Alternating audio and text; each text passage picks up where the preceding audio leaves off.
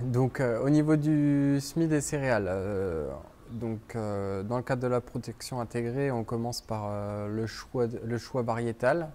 Donc, le choix variétal est guidé par deux choses, donc tout de même la productivité, la résistance aux maladies et la résistance également à la berce. Donc, sont les trois critères principaux de choix.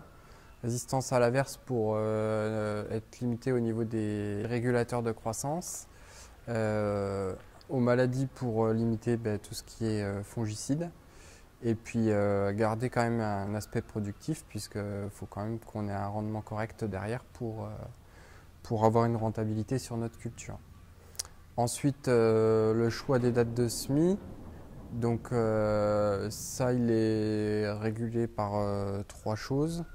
En général, on ne sème jamais avant début octobre.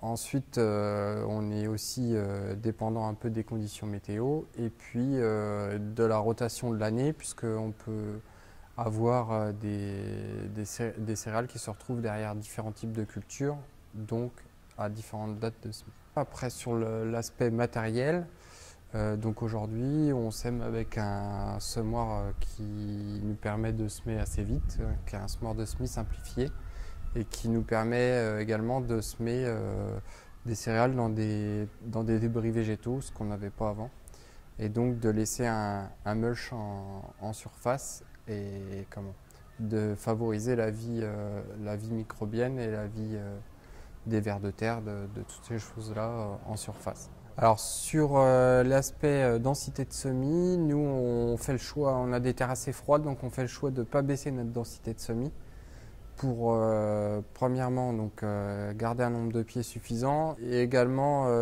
par le fait qu'on essaie de faire un peu de désherbage mécanique sur les céréales. Donc ce désherbage mécanique occasionne toujours un petit peu de perte de pieds.